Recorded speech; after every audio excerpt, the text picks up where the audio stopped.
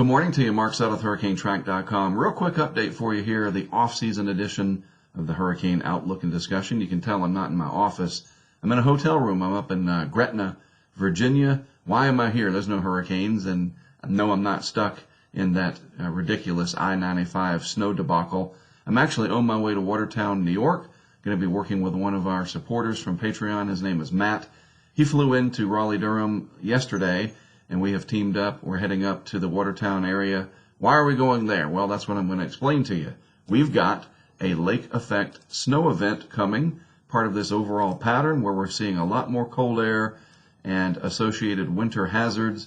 Hey, look, if I could be all over the place and split myself up into about 10 different people, I'd cover what's going on in the Pacific Northwest, all this stuff in the plains, and especially the upper Midwest here, the Dakotas and western Minnesota. Blizzard warnings there.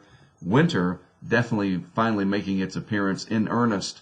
And part of that is this lake effect snow phenomenon off of Lakes Erie and Ontario, and that is going to be the subject of a field mission that has begun already. And this is where we're headed, to this region right here. Watertown, that's our destination. And you already have the lakeshore flood warning, the lake effect snow warning, gale warning for the wind that's going to push across Lake Ontario here. The same thing generally off of Lake Erie.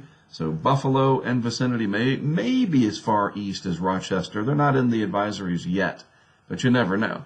But certainly Watertown, down the I-81 corridor, Highway 11 through Adams and Pulaski and what do you call it, Almar, A-L-T-M-A-R. I think the T is silent, Almar.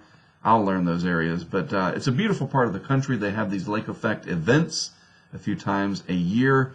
I am very fascinated with these because they are mesoscale, small, geographically centered systems. You know, they're not part of a large blizzard or a huge nor'easter or something like that. Sometimes those are one and the same. These are your sort of micro-scale events that are completely dependent upon everything coming together with the warmer water of the lake. Both lakes here are running above average, and in some cases they are about 40 degrees Fahrenheit, which is a couple of degrees warmer than they should be. There are some areas of the lakes that are frozen, around the edges especially, but all in all, the lakes are warmer than average. The wind comes across at about 5,000 feet there, helps to scoop up this moisture, wring it out. Instability ensues because of the very cold air. That's the key.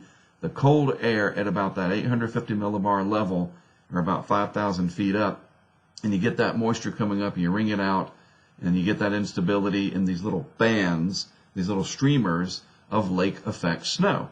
And that's what I want to go up and observe in person, set up some camera systems around the area, and we're going to focus again on the Watertown region, south along Highway 11, the I-81 corridor, down to the water itself, because they have the lakeshore flood warning.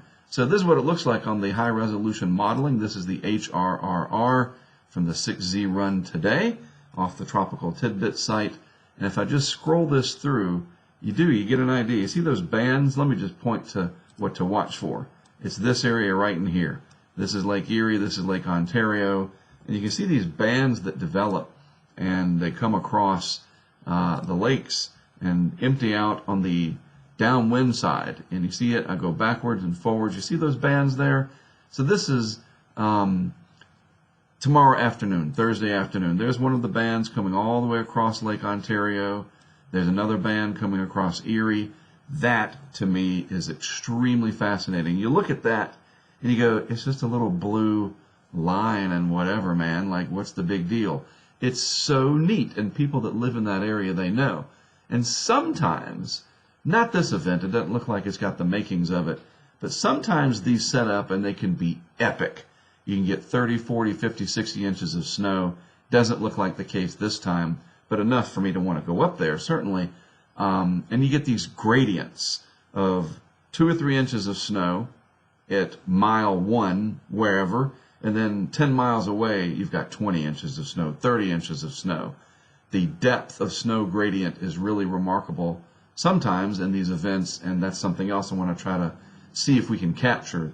One of our cameras might only show a couple of inches, while the other camera, we capture maybe 20 inches of snow, if we're lucky. And the other thing about this area, they plow. They're on top of it. They're used to it, so stuff doesn't shut down I'm looking at you, Fredericksburg, Virginia, and vicinity. Oh, that was a nightmare. I mean, can you believe all that? That doesn't happen in this part of New York. I don't mean to laugh. I mean, that was ridiculous. But no, they're on top of it, so stuff doesn't close down, and we don't have to worry about it ourselves, Matt and myself. So what are we going to do? Well, we're going to travel up here and set up these cameras in the Watertown vicinity, and that Highway 11 that parallels 81 right here. You have Adams, you go down to Pulaski, and that'll pretty much be our area right through here. That's where the most lake effect snow should happen, in and around that Tug Hill region, which is a little bit more to the east, but it starts in this area. Coming off the lake, you get some pretty good elevation change around this region. I don't think it'll reach as far as Lowville. I remember there in 2020, they had a huge jackpot of 40, 50 inches of snow from that band that came across. Don't think that's the setup this time. It's going to be more focused on this region right through here. 8 to 15 inches, somewhere in that range, would be reasonable.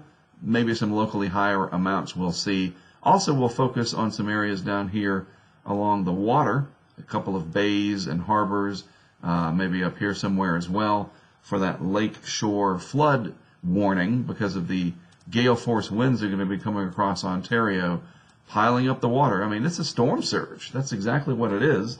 You're moving all that water into one part, surging it over there. They just don't call it storm surge. It is a lakeshore flood warning, and local piers and harbors and docks and that kind of stuff, any boating interest up there, even in the dead of winter, that could be an issue for them. So we'll set up these cameras. They will go to the HurricaneTrack Insider site through our Patreon.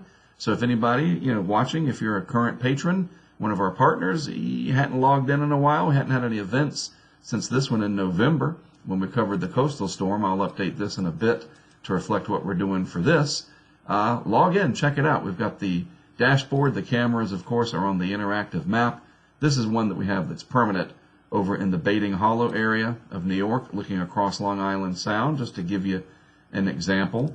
And just show you one more over here in extreme northeast Illinois. This is on Fox Lake, and it's frozen. That's so neat to see. It really is.